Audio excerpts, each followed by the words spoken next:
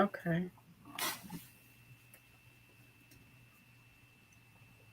Hello, hello, hello. Come on in the room. We got some information to share with you guys. So come on in and take a look. Come on in, come on in. Come in the room. We're waiting for people to come in.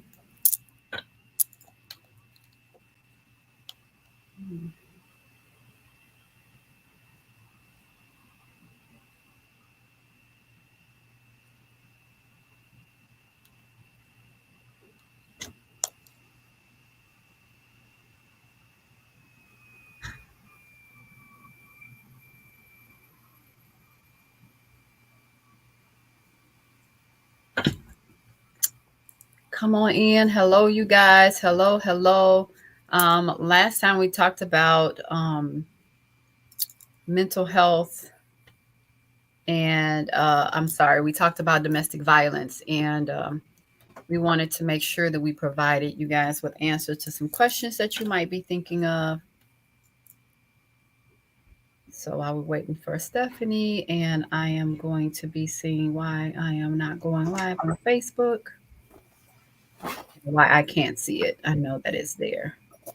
What's happening? Trying to see why my live is not popping up on my Facebook. Or maybe it is, and I just don't see it. There it is. There it is. It is there. All right, we are live. We are live. Hey, hey, Mom. Hey, Dante. Cousin Dante is on. Share this on your page. Notify people, and it is recorded, so we're live, so you'll be able to watch it even later if you so choose to and can share. Please do. Mm-hmm. Today we're going to be talking about domestic violence. We talked about that on the last time, and we decided that we should have some frequently asked questions and answer those questions for people. This is a really important topic, so we want to make sure we answer those questions for people. Um, so Stephanie and I, we did not have any questions from the audience, but Stephanie and I decided that we would come up with questions that people would most likely want to know about, and answer those to the best of our ability. So that is what we have done. So we'll give people a few more minutes. We just did 3 minutes. We'll give people a few more minutes to kind of hop in. As you guys know, this is Domestic Violence Awareness Month. It's also Breast Cancer Awareness Month. And we have dedicated our time here in space for domestic violence and giving information for people, and hopefully is able to help someone who's going through this to find a way out and know that there is hope for them. And if you know someone, you can spread the word. Mm-hmm. And also with domestic violence is also sexual assault awareness too. Okay. But domestic violence, sexual assault, they kind of run hand in hand. At least the impact is the same. Yeah, for sure. So you may see those turquoise ribbons around too concerning sexual abuse. Mm-hmm. Okay. Yes. So we can get into it, as they say. Let's get into it. We talked about domestic violence on last time, and we gave you guys some information, some facts about it, and so Stephanie, I'm gonna let you go ahead and start. I guess we can start with like defining it again, because maybe we have some newer people on here who did not see us on last week. Okay. Yeah. I'm going to give a clinical terminology for domestic violence, and is a pattern of coercion, controlling behavior that can include physical abuse, emotional abuse, psychological abuse, sexual abuse, or financial abuse.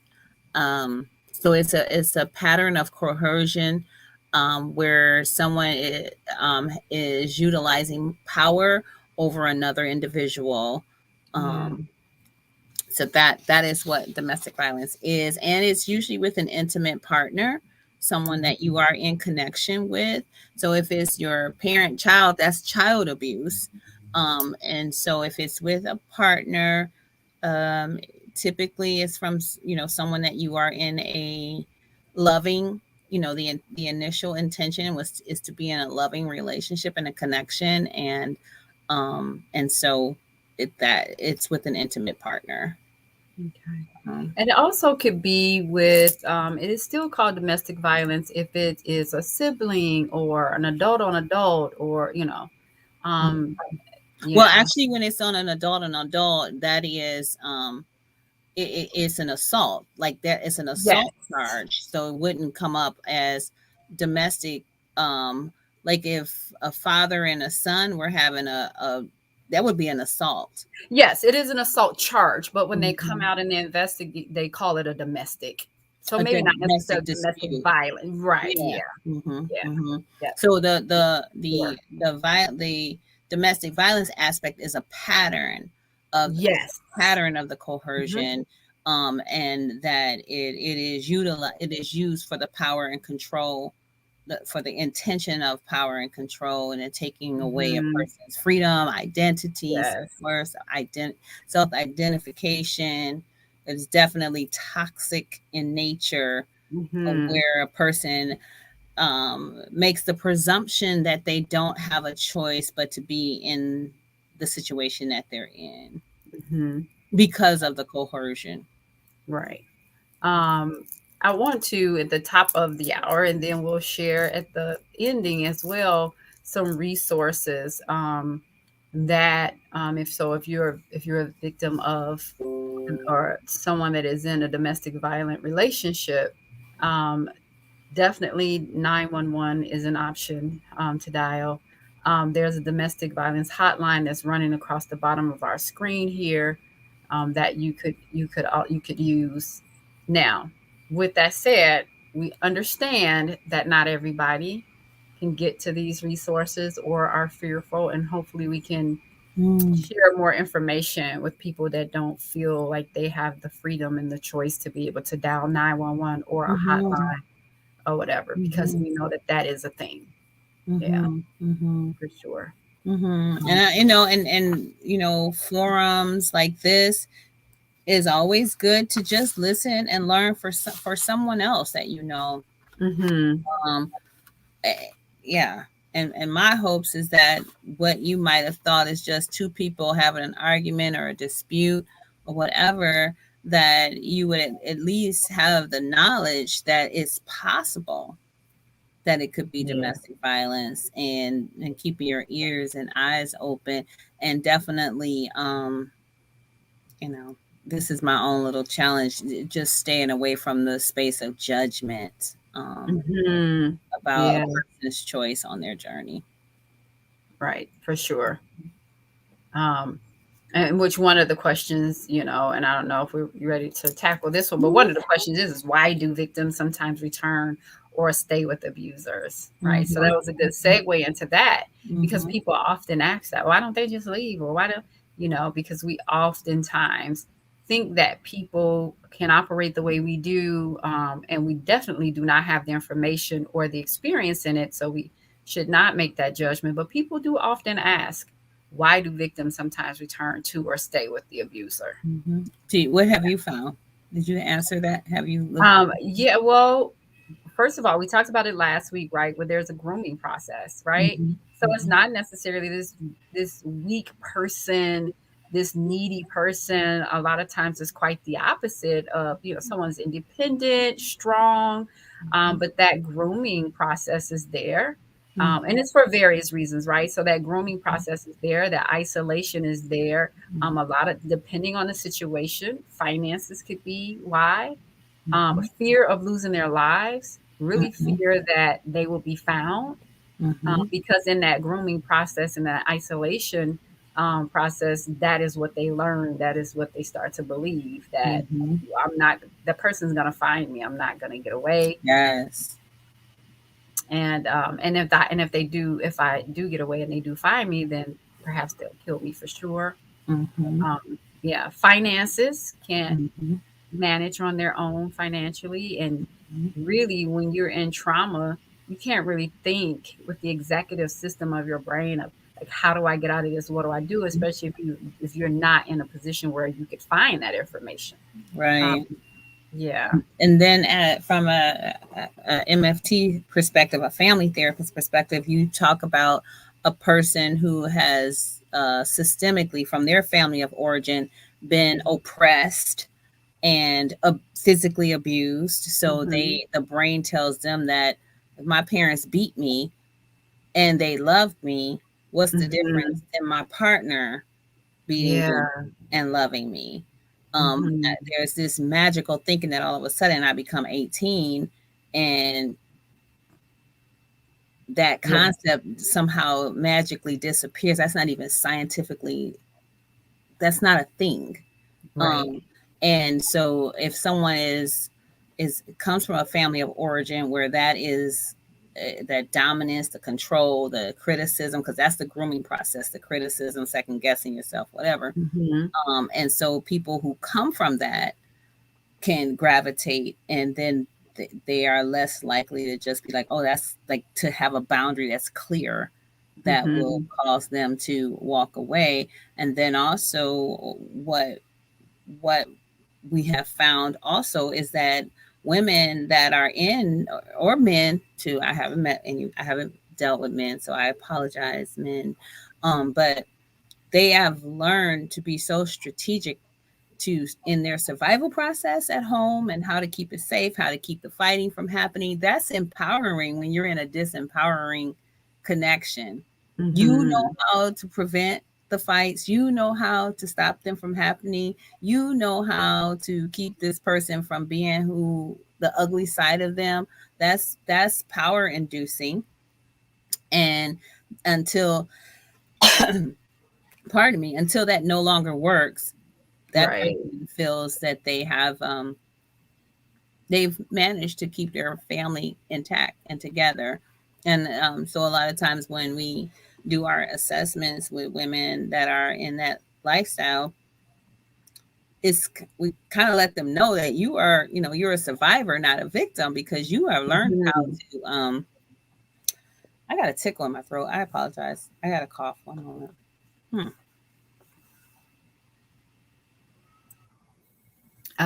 The other thing too is that the survivors want the abuse to end, not the relationship. So they want to be in relationship. It's, in Yes, any survivors in any situation, child abuse or whatever, children don't want to be removed from the that's home. They right. want to be with their parent. They love their parent. They just want Mm-hmm. them to stop hurting them. And Mm-hmm. so and they believe the promises that I'll change, and perhaps the abuser believes it too at the time. And Mm-hmm. so it's like maybe this time it'll be different. Mm-hmm. Right. Yeah, Yeah. absolutely. Hmm. Yeah. Yeah, for sure. Um, I think this is a really good question. Do abusers show any potential warning signs?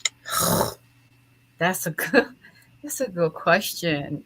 I think that's a good question. And well, I'll ask the second part after we answer that. So that's a 50-50. If Okay. you're in a dating world, running into someone who is abusive is always 50-50. Excuse me, there's always a 50-50 chance that you are with someone that is an abuser. Hmm. It's so sad, but it's true. So there's Hmm. always that 50-50 chance they could be a narcissist, which, you know, could be physical abuse and emotional abuse.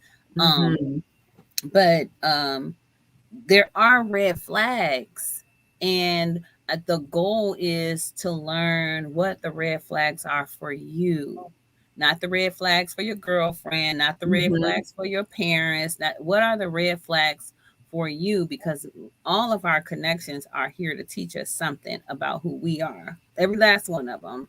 Hmm. And so the signs that are shown are for you. It's like if it makes you scratch your chin, like, Hmm. Yeah. then pay attention. Hmm. Pay attention. And I don't mean to sound like some old fuddy duddy. I promise you I don't. But try to not to be physical with people. Like, Yes. just, it is, and it's not an easy task because one of the signs of an abuser is they want you to get connected and hooked, so that you kind of are in like a la land. So trying your best not to get too physical too soon. If you know that you have a potential to attract that kind of person, then, you know, being able to slow up or whatever, but pay attention to the signs. But they, in the beginning, in what Michelle, like the language of grooming, in the grooming phase. Yeah. You think like, oh, they love you, and because like you said before, yeah, they're charming, and then we just don't follow the gut feeling sometimes. That feeling that's in the pit of your stomach, and it's like, yeah, no, it's a one-time thing, you know. Kim said, and everybody doesn't have a pit of your stomach experience, especially someone who has trauma in their story. That pit of the stomach is an untrue. If they come from abuse, the pit of the stomach experience is something that has to be relearned and introduced. The vagal, the nervous system is not operating in that space. Kim said, right. Kim said, right. She said, usually others who have been abused recognize an abuser. The one who is being abused may not know. Sometimes we may not know the signs of as the red flags. Right. Some not whole to understand. Therefore, how do we connect with the one who is being abused? Yeah. Yes. And walk the journey with them. And, you know, always remind them of the things that are empowering. Always remind them of, you got this, or wow, that's amazing. Positive therapy, positive empowerment therapy, but it's you know, just encouraging what you see. And there is nothing wrong with saying, that feels suspect to me. I feel like a true, you know, not just an advocate in a shelter, because by the time they get to the shelter, it's all bad. But I think that a true friend or a connection can say, pay attention to that. I feel uncomfortable with that language, or pay attention to that. It's okay to say that. And that person may, you know, withdraw.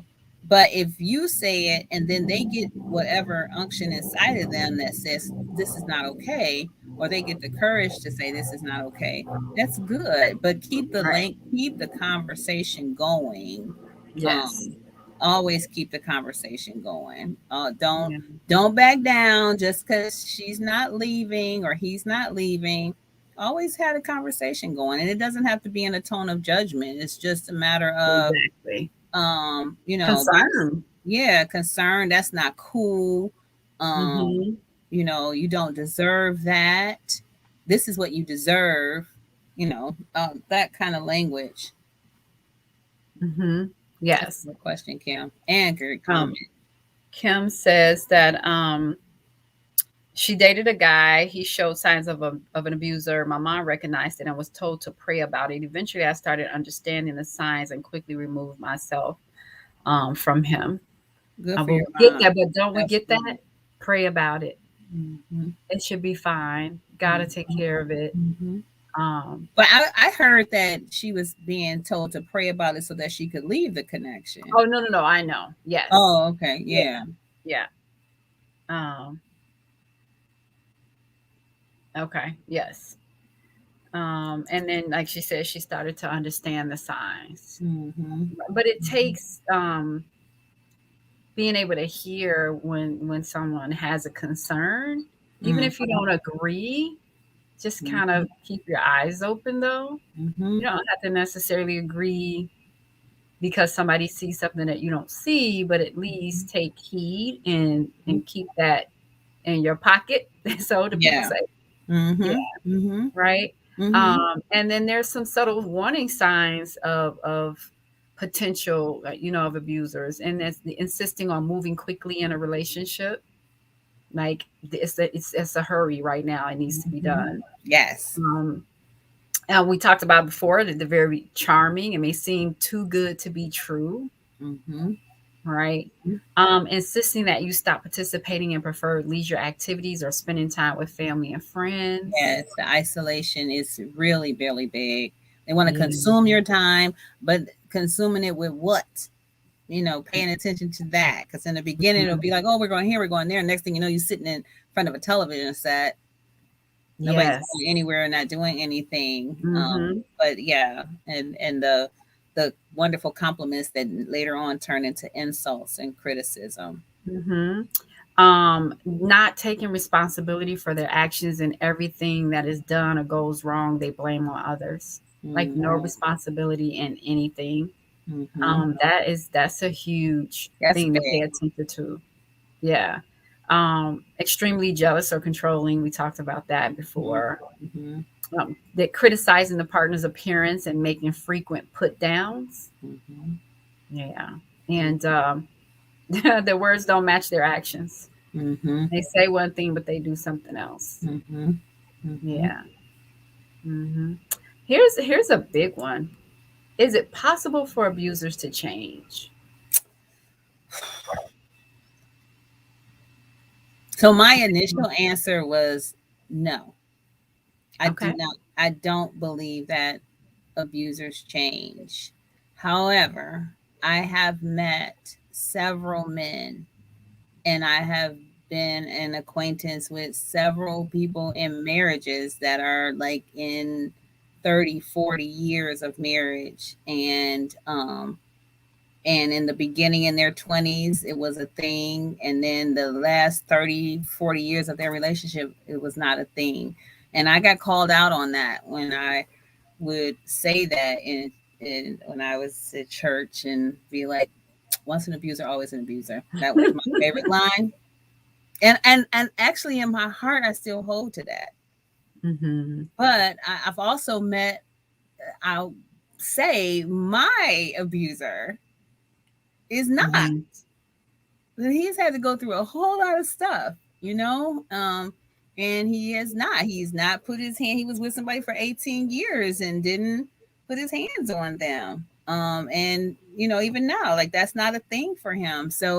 Um, Yes. so people do change, but they don't change in the midst of your connection. Right. There you go. That They part. don't change in that. That part. You Because have it's to like go. you don't want to say yes. And then somebody's like, well, I'm just going to stay because he's going to change. Mm-mm, No, they got to want to change. They mm-mm, got to see mm-mm, where they need to change. And sometimes mm-mm. that just takes some hard knocks life happening.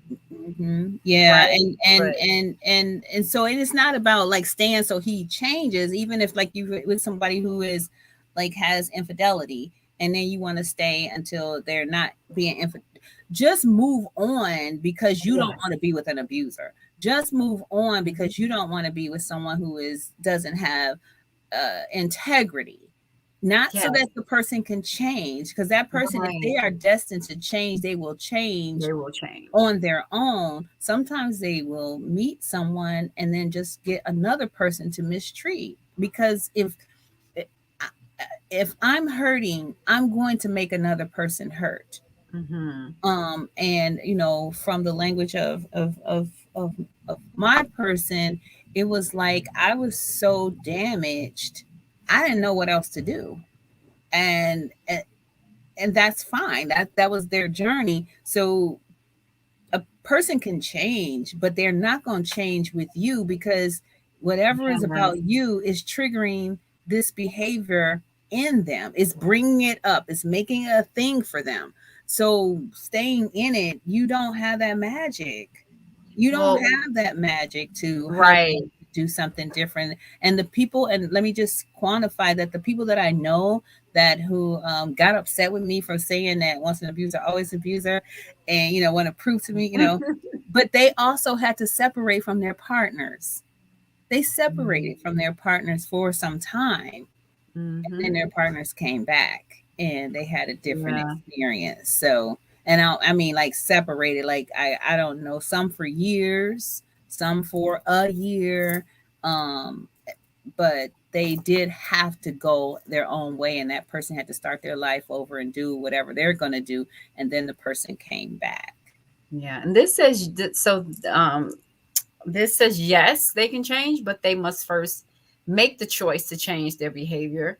It's not easy for an abusive partner to stop choosing abusive behavior, and it requires a serious commitment to change. It also says once an abuser has had all of the power in a relationship, it's difficult to transition to a healthy relationship where each partner has equal respect and power. And they And would have to be in a couple counseling where there are man and woman. So that dynamic doesn't change when it's just female or just male. They have the brain has to have both aspects of a connection anytime you're helping someone deal with domestic violence. right. You have to. The other thing it says to kind of be aware of is that sometimes the abuser might stop one form of abuse, right? Like for instance, for example, the physical part, but then continues to employ other forms of abuse, manipulation, yeah, finances. Yeah. So the short answer would be yes, but that takes serious commitment, and my answer is still you not being there. No and impossible. Yeah.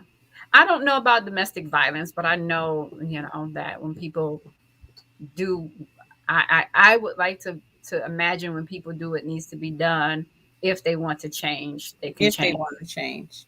If they want to. But do they? It's definitely an individual process. And yeah, just know that it takes a lot of work. So if you've met anyone who has, they are to be definitely commended. Yeah.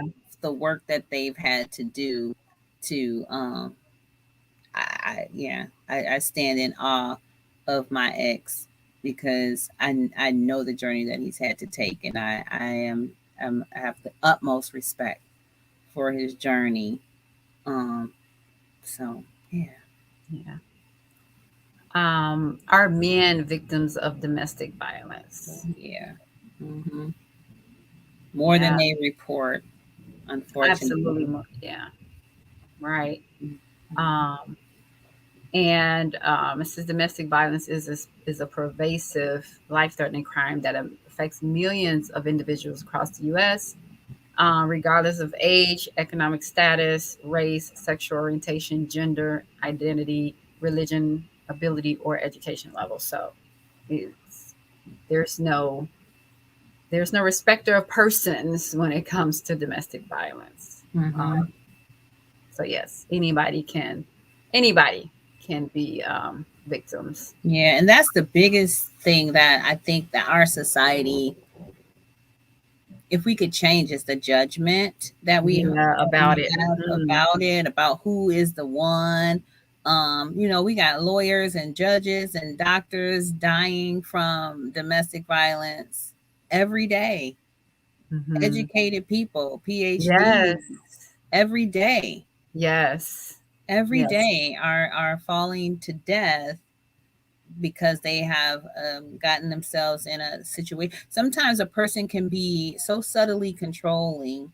Like if you come from a certain status or whatever, and you're used to a household where parents are controlling and manipulating. So then you get into a connection with someone who is just controlling and manipulating, no big deal, just controlling and manipulating. And then when you decide, I'm done with this, they kill you.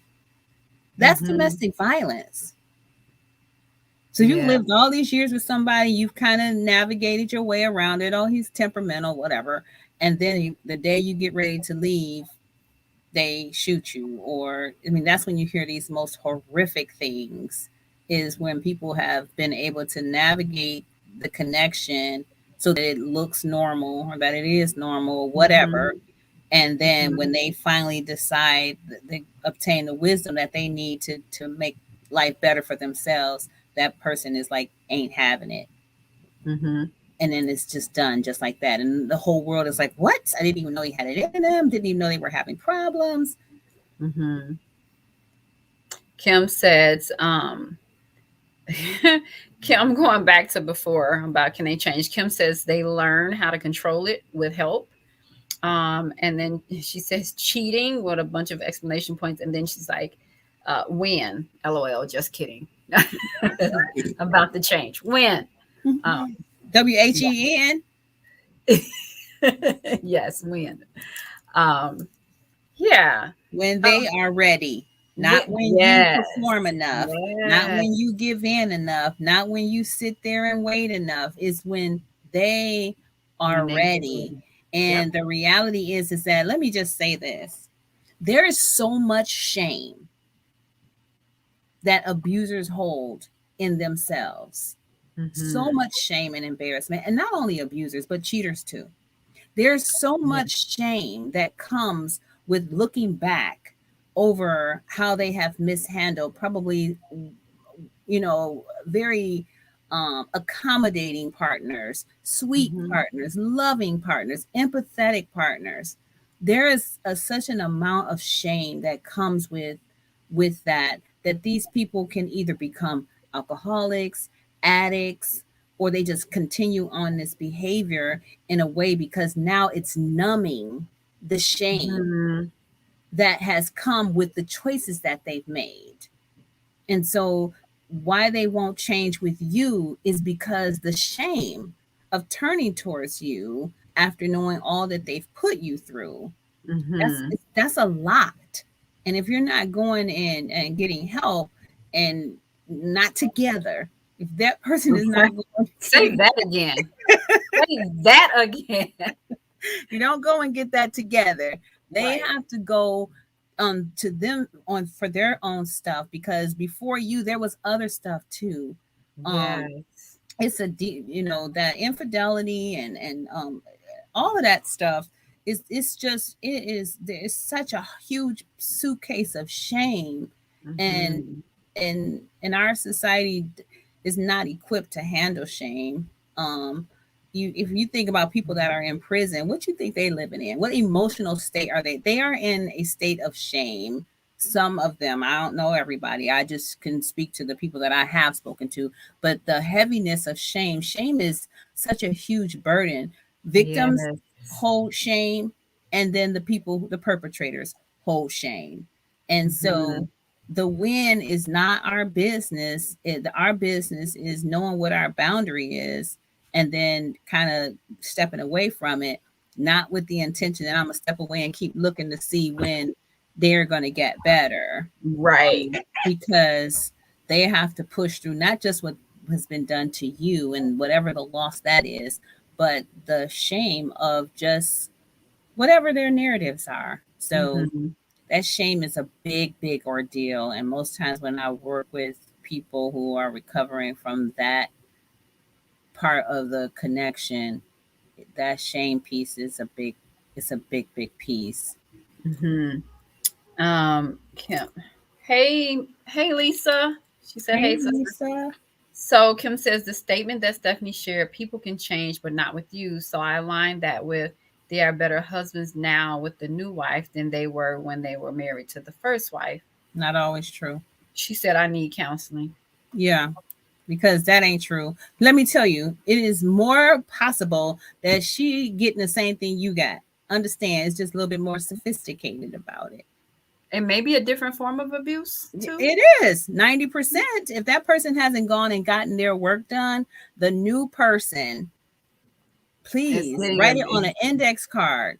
Put yes. the person's picture on an index card and say he or she is the same. He or Mm-hmm. she is the same. If that person hasn't done their work, if they haven't come and repented to you and Yeah. acknowledged the work, the experience that they brought upon you, then when they go into their next situation, there's no work that has been done. And that person It's the is same now person it's the showing up. same person, it's just a different day. You know that Mm-hmm. it's different because that person who hurt you shows up in your life different. And this is my Right. humble opinion and experience. That person shows up in your journey different. So Mm-hmm. then you can know that maybe their next journey is different. But Yeah. yeah. And from a spiritual standpoint, if that person came to show up in a space of abuse for you, there was a journey and a lesson for you to get. And the better part of that person was not the journey for you to take. That you be your highest best self, and life is going to bring you your highest best person. Right. That part, for sure. Do LGBTQ people experience domestic violence? Ooh, yes. Yes, People are partners, people. period. Partners, period. Like it does, yeah. People are period. People are People, people. Hurting yeah, people hurt people. right. The stats are at some point in their lives, 43.8% of lesbian women and 61.1% of bisexual women have experienced rape, physical violence, and or stalking by an intimate partner, as opposed to 35% of heterosexual women. I don't know how the numbers, right? But this is, I'm just reading this. 26% of gay men and 37.3% of bisexual men have experienced rape, physical violence, and or stalking by an intimate partner in their lifetime, in comparison to 29% of heterosexual men. Mm-hmm. So yes, I had a potential um, person that I was going to be seeing, but because of the violence in the home, and then with COVID shutting everybody down, meaning that they were going to be in the home together, um, we ended up not working together because the person was afraid of the other person finding out about it. And this was a lesbian couple. And so yes, Mm-hmm. yes. And it doesn't necessarily, abusers don't start abusing when they're 30 or 40 either. They've been doing it for a while, which means you can be a teenager in a relationship with an abuser. If there's no limit, there's no age, like, oh, this, they don't start doing this until a certain age. No, like the first aspect of abuse is as a youngster, Hmm. as a teenager. You can ask, was the first time you put your hands on somebody? Have you ever put your hands on somebody? Or Hmm. listen and they'll tell you, but there's so much, the statistics for, did I pull up the statistics for teen violence or dating, domestic violence, dating and teenagers? There's kind of starts with the possessiveness. I don't want you going there. I don't Hmm. want you going here. Or you're only supposed to talk to me. Why do you have on that dress? It's little, Yes. little things. They may not put their Hmm. hands on you as a youngster yet, but if you don't have a protector at home, they might. Hmm. So I pulled it up, Mm-hmm. and it says nearly 1 in 11 female and approximately 1 in 14 male high school students report having experienced physical dating violence in the last year. This is the CDC. This is on the site for the CDC. About 1 in 8 female and 1 in 26 male high school students report having experienced sexual dating violence in the last year. 26% of women and 15% of men who were victims of contact sexual violence, physical violence, and or stalking by an intimate partner in their lifetime first experienced these or other forms of violence by that partner before age 18. Mm-hmm. Yeah. So some teens are at a greater risk than others. So sexual minority groups are disproportionately affected by all forms of violence, and some racial ethnic minority groups are disproportionately affected by many types of violence. So it Yes. starts young. Hmm. Mm-hmm. Yeah.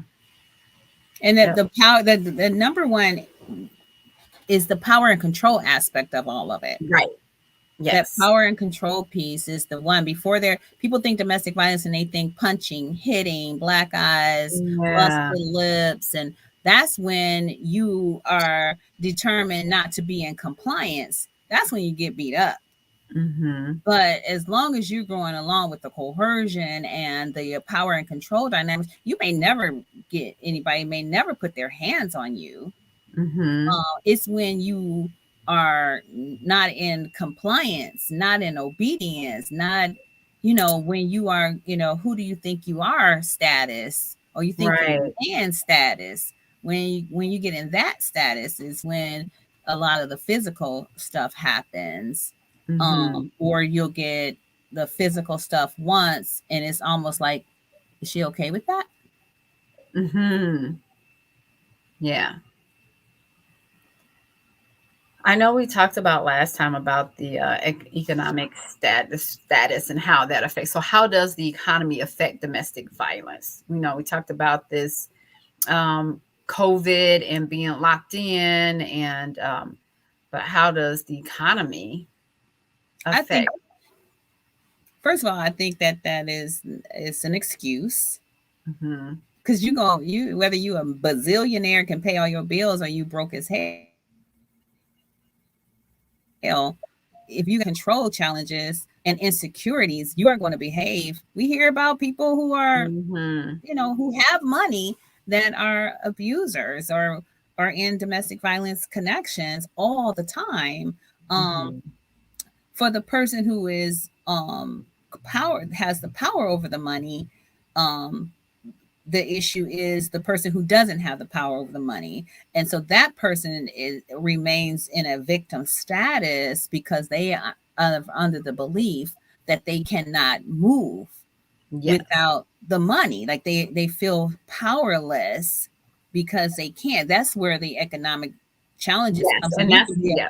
a bazillionaire, but if I don't get a dime of it, I remember having a client who they had to ask their partners to buy panties for themselves and for their daughters, um and that was just a regular thing. Like they had to ask money Mm-hmm. to have money for any For itemized basic item things. for Mm-hmm. basic needs. Like you can just go to the store, and get the girl some underwear. You had to ask permission to use the money for that, and then verify.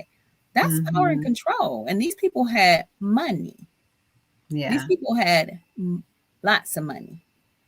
Yeah. But so the person who is being controlled struggles financially if finances are being used as a form to being a tool to control. Right.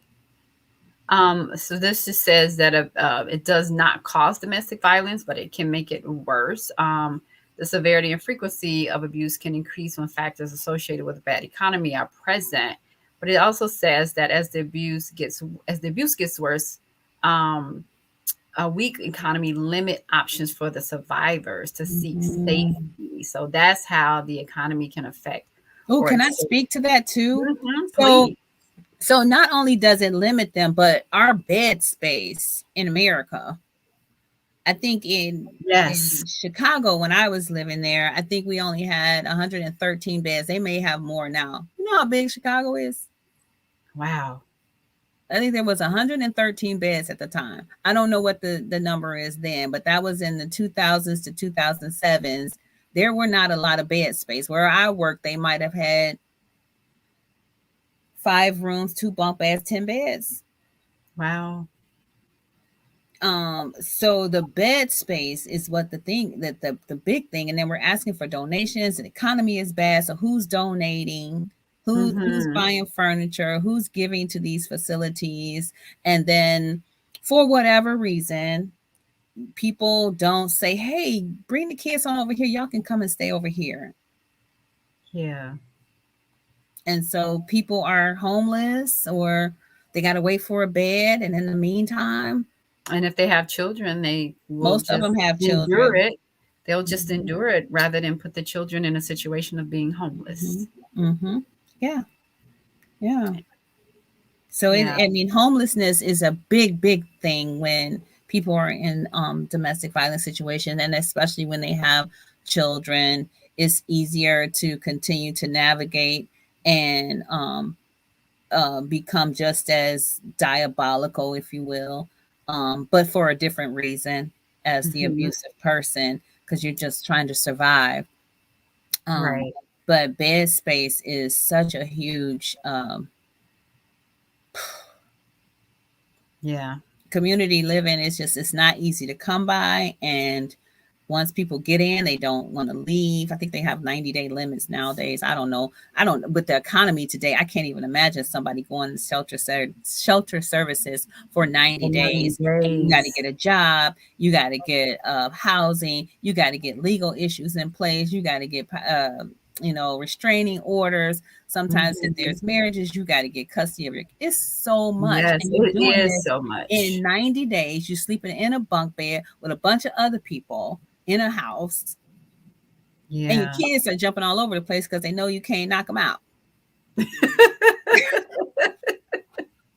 We do not subscribe to that, though. We don't prescribe to it. No, but I'm just saying they Yes. are free. They're just as free as the moms. But the mom doesn't feel free at the time. She still feels Yeah. like, what have I done? And these kids are like, yes, we get to just be Be kids. ourselves for a Yes. minute, you know, coming up and down the stairs, busting in our offices and everything else because they just have that freedom. But the Yeah. mother is like, oh my God, like I gotta, she's still in crisis mode.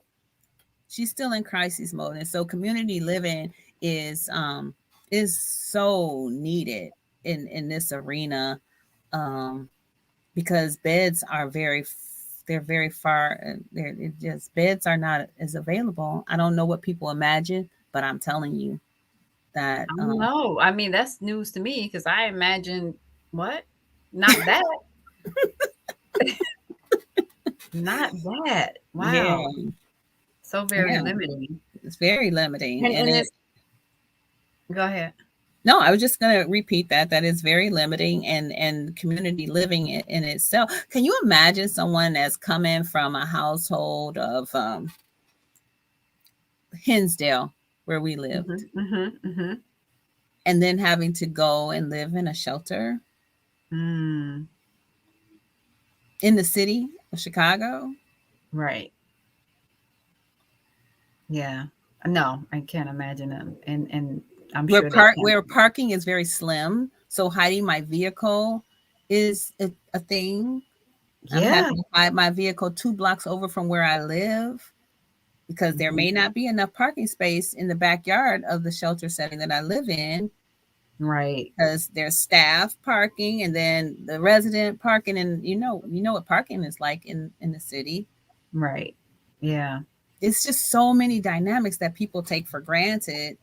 And now in this city you got to pay for it, and I don't have any money. Right. Oh my You got to God. pay the pay box, and I don't have any money. Yes. Because I left with nothing. And if I use a credit card, he can trace that. He can trace it. Absolutely. But it's a good segue into children, because the other question is like, does child physical abuse tend to happen in the same families where domestic violence occurs? Yeah. And a lot of times, if that person, like say if the woman leaves to get herself free for whatever reason, and this person has the kids because they've been groomed to imagine that they don't have the wherewithal to be the best parent, so then they leave them with this person. Well, those kids are up next. Yes. Those, and without fail, may not put their hands on them, but the criticism and the belittling and the slave mentality that the abuser would have towards the people who are left behind. Yeah, it just starts over to the next. They're the next in line. And then sometimes the moms are abusive to the children when they feel powerless. No, a lot of times, right, like a big chunk of time, moms become abusive to their children because they're so frustrated and they feel powerless to help themselves, that they then begin to abuse or neglect their children. It says anywhere between 3 and 10 million children are exposed to domestic violence in the United States. Studies suggest that the majority of children who are exposed to domestic violence are young, under the age of 8. Yes. And it says that 40 to 60% of them are up next. Yeah. Yeah. Yeah. It's a big thing. And it's, yeah. And just like Black history, I don't know what level of work we have to do as a society to keep it up front, because there is no cure. Ain't no research being done for it. It's just being aware that it's happening and honoring the survivors and then the fallen people, and that's okay. And I'm very, very appreciative of just having the space that's available. But this thing is happening every day, all day. Somebody somewhere is having that experience, and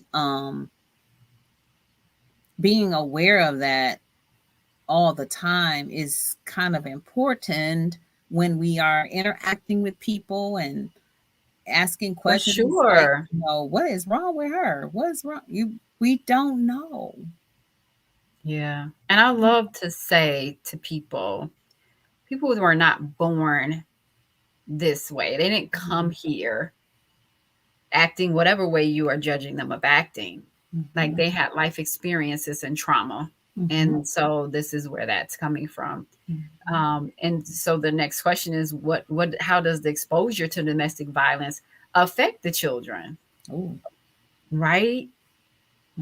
Creates attention deficit disorder. That's your first sign. So these Mhm. teachers that want to medicate their, students with attention deficit and disorganized mindsets should stop, or a child that has severe stomach disorders, stop and find out what's going on in the home. Mhm. No child comes on this planet with ADHD because they were born that way.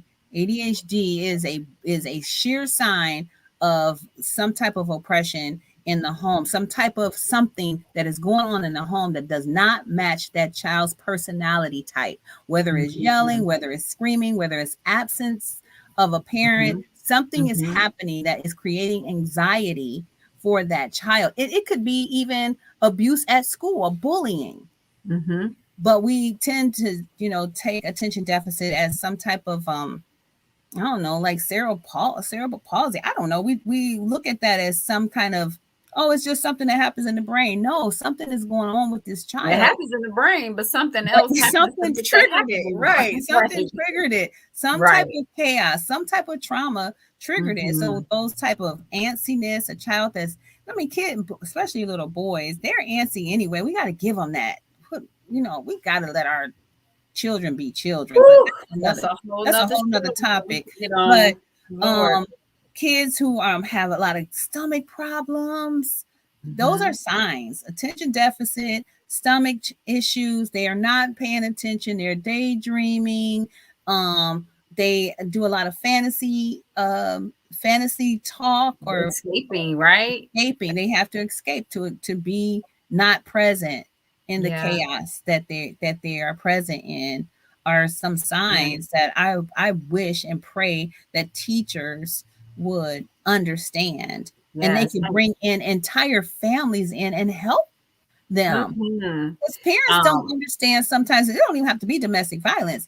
Parents don't understand that, oh, this may be impacting my kid. right. And it doesn't have to Yep. be a domestic violence, but the first thing we want to do is take them to the doctor and, put Them them in a label and judge them or whatever. But Yeah. Aggression of their own. mhm, So you mentioned the bullying on the playground and at mhm. school. If that kid is Definitely the bully. bullying, something is going on in his household. Why he feels the Taking it need out. to come to school and take it out on someone Mhm, else. mhm, mhm, Difficulty sleeping, depression, anxiety, mhm, um, trouble paying attention. We just got to talking about that mhm. ADHD because trauma is trauma. Trauma is trauma, and I wish we can get people to understand Woo. that what we call discipline is trauma. Yeah. It's trauma. If it's trauma to the Brain. animals, Yes, we'll go to jail for it, but not for kids. I mean, we will now for kids, but I'm just saying right? it's more excused. Mhm. Yeah, hyper arousal. Yes. Um, yeah, avoidance. It just changes the whole dynamic of Well, who it child changes is their personality forever and forever. forever. And the question in their little hearts and minds is they don't know it yet, unless they have healthy parents who go back and repent and help them to understand what's happening. Who would I have been? Who am I? I don't know my purpose or whatever, because that has been thwarted. Yes, yes. I want to address this. We're running out of time, but I want to address this one because I think in trauma and abuse and death and a lot of things we take this for granted. If a child is too young to understand what's happening, how can there be any negative effects? And how old is that? Right.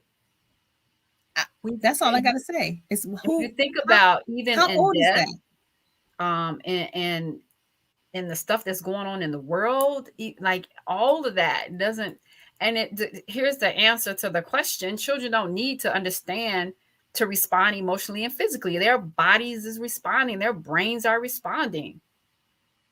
It's Right? They're not. zero. If you They're not. give birth to it, you are responsible for it emotionally from the Yes. very moment they come out. I had a client today said, "Oh, my sister said I should let her. Do I ever let her cry?"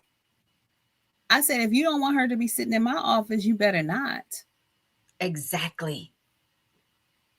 She was like, "Oh, good, thank you, because I can't stand to hear her cry." I said, "And she can't stand to have to be left crying." Exactly.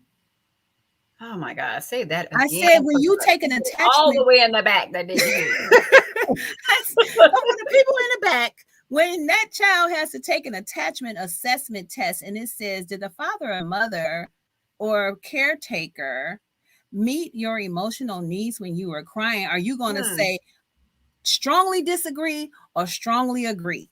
Right. And that's what I share with my client today. I went through the questions with her and said, these are the questions that you take because she's taking a test. These are the questions. Where do you want your child to mark?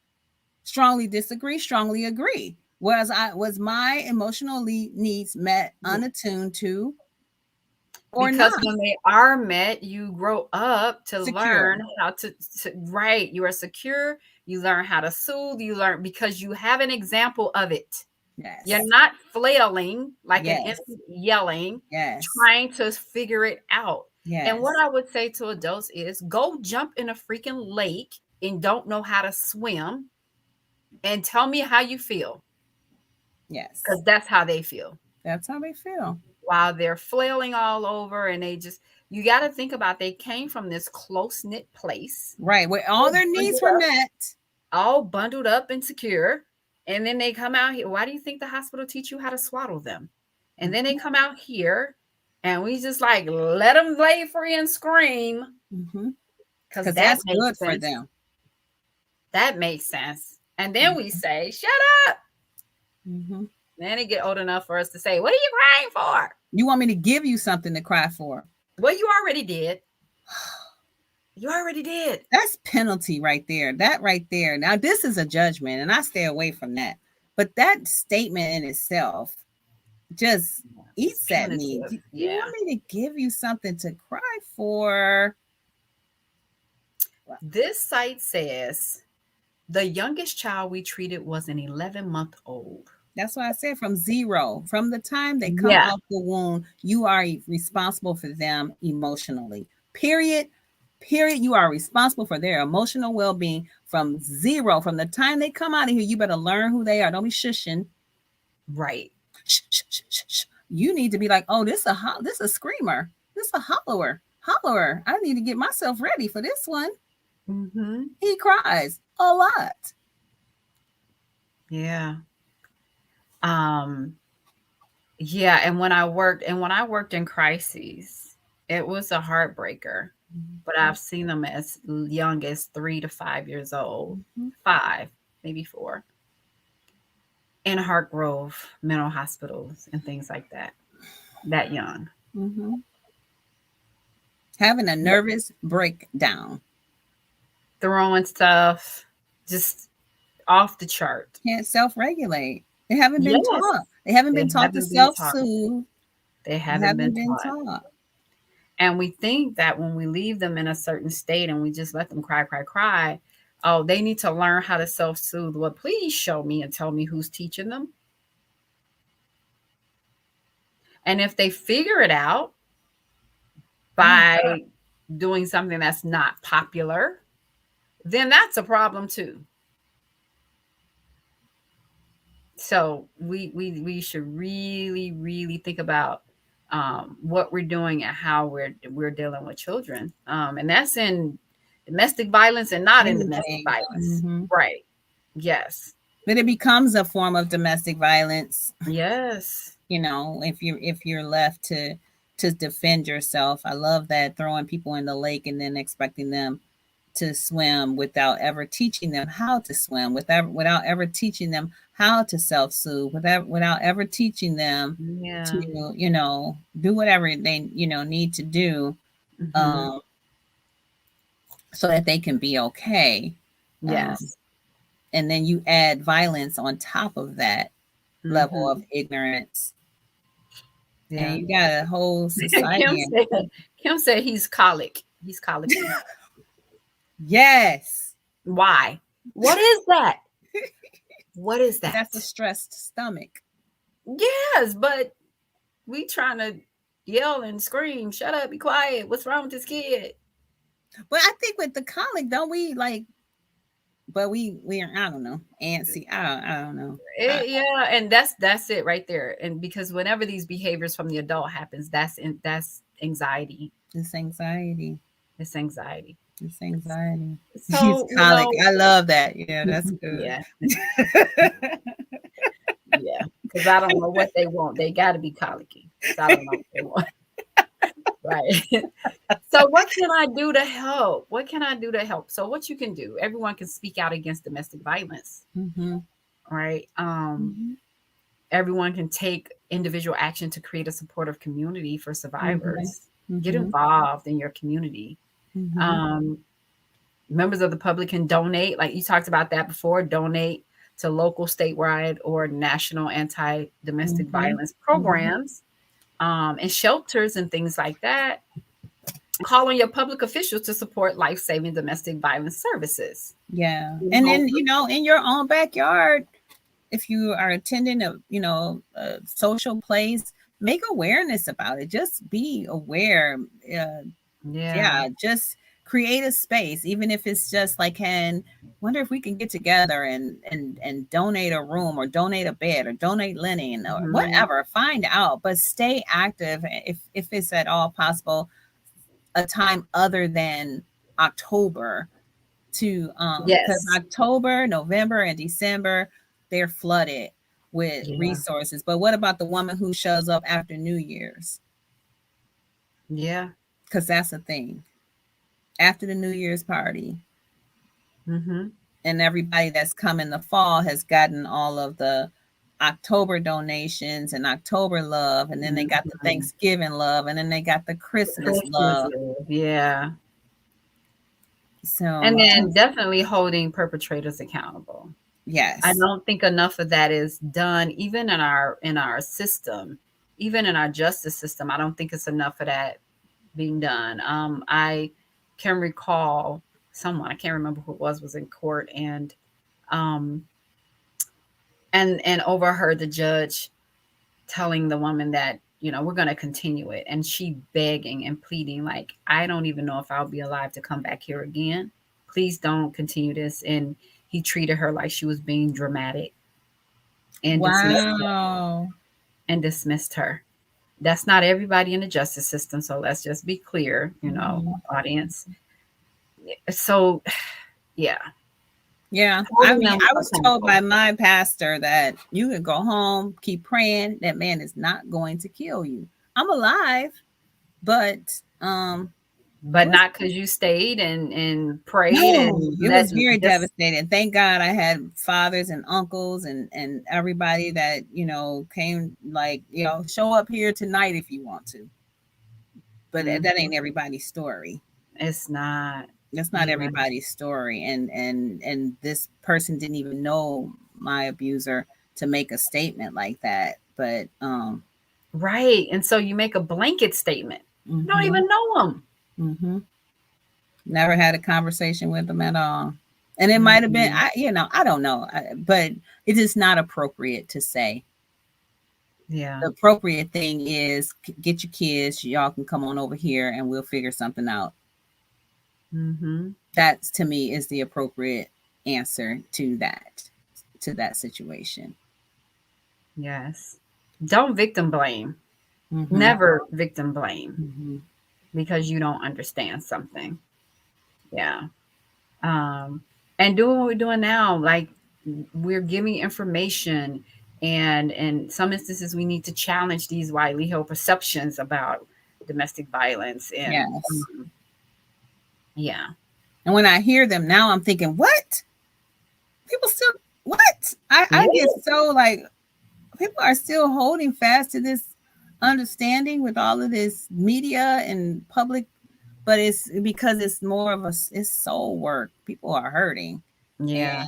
and they don't know that they don't have to hurt at the hands of another person. And let survivors and other people know, like, speak out, communicate that domestic violence is not a, oh my gosh, this one right here is not a private family matter. Uh, People are dying. This is not a private family matter. That's why it can continue to go on, because nobody's gonna say anything. Mhm. Or, oh girl, that's Mind their my business. business. That's their That business. don't have nothing to do with me, you know. Yeah. Mhm. So those are the things. And for sure, if there are kids involved, I know people don't want to hear that, but if you can't save or help your girlfriend, help her kids. For sure. Yes. Kim says, sometimes we are afraid to invite others to our homes because the violence follows. How do we handle that part? The violence follows. Like the person would come to your home. Yeah, yeah. Mhm. Well, how do you handle that part? You get out of the domestic violence relationship. That's the number one goal, as opposed to inviting people over. The goal is to get out of that connection. If you're in a connection where isolation is better than family connection, you know that you're in a domestic violence Well, I think Kim relationship. is saying, like, if I'm a person that wants to help and invite them to my home, but I'm afraid that that perpetrator is going to come to my home with the violence. Oh, Yeah. Yeah. Well, it's coming to your home, but you get to call the police. Mm-hmm. You get to you get to call the police. Yeah, it's gonna come there. Not at first though, depending on who and what you got around you. Mm-hmm. But you get to go, you get to call the police, you call your local police department. You can say, hey, let's just say a sister. My sister is in this type of situation. Her partner is such and such. She's at my house with her children. I want to keep you guys aware of this, that this is happening, always being proactive. And Mm-hmm. then the goal for your sister is to obtain an order of protection. But you are taking a risk. You are taking a Mm-hmm. risk, but that's the beauty of life. Mm-hmm. But for the people who say I don't want to get involved, then don't. But I'm speaking to Or those at who least find some resources if you can. can find Right? some resources. Actually Help get on them the phone find the with them resources. and see how difficult it is to find shelter. Mm-hmm. Yeah. Find some resources. Mm-hmm. Yeah. Yeah, because But it I will follow. yeah. Mm-hmm. Yeah. Most times Especially the now it's on the phone, da da da da. Every situation is different. There's this more so, I need you to leave because they want the person that's being abused to look silly. So mm-hmm. you had these people help you, and now we back together. That's that whole ego trip. Right. So it's not like they want to come there and create the violence in your home. They want to go. They want to encourage that person to leave and come back to them, so that now their integrity is questioned, or Right. so Right. that's more than likely what would happen, other than somebody coming to your house and unless this person is just like really really really off. But it's always 50-50. Yeah. We can't predict what people will do. That survivor can almost do that. The survivor is good at predicting, but they're also playing Russian roulette. Right. And so I would say at the very least, help to find resources, if Yeah. rather than just not do anything because you're afraid Yes. to, help them to Mm-hmm. find resources. Mm-hmm. So thank you guys. Thank you, Steph. Thank you Yeah. guys. This is great. Yeah. Domestic violence awareness. If you need help, please call the hotline at 1-800-799-7233. Mm-hmm. Again, 1-800-799-7233. Okay. I hope this was helpful. This was good. I'm glad that we decided to do this. So this was really good. Yeah. Um, Mm-hmm. and I hope we helped somebody today. Yeah. Well, I believe in that we help Kim, if no one else. Yes. So please share Share this because it's live on Facebook. It's on YouTube as well. Go to my YouTube channel, Heads Up Mental Clarity. Click like, share, click the notification bell so that you'll know whenever I'm on. Thanks, Kim says, excellent conversation. Yes. That is what we were hoping for. So Mhm. please share this information because it needs to get out there to It people. does. It does. And then we will be coming back to you in 2 weeks. Yes. Yes. Talking about, we don't know yet. Right. We never know We yet. do stuff that hit us. We do things that like hit us. After we get out of a couple of sessions, we be like, we need to talk about this. Yes. It shows up in our sessions. It shows up in everyday life. And that's how we kind of decide. I got my brain is saying still something on breast cancer because we haven't done anything. Yeah. We don't care that it's going to be November. But we don't That know would be yet. good though. That would Yeah, be really good. because breast cancer don't just happen to people in October. It happens to Mhm. people all the time. Mhm. And so, yes, that Yeah, will that be what we'll do. Something sounds like a plan. we'll be all pinked up in November. That'll be perfect. Yes. That'll be All perfect. right. Thank All you. right, Thank you you all for all. tuning Thank in. you. Please share. You guys know where you can find us. Michelle Bird. You can on Facebook, YouTube, Psychology Today, ChicagoCompassCounseling.com, and all of these different places you can find me. And Stephanie McCain, Facebook, Instagram, S McCain MFT, Psychology Today, and then Lamplight Counseling Services in Independence, Ohio. All right. Thank you Thank all. you guys. Have a great night. Happy Tuesday.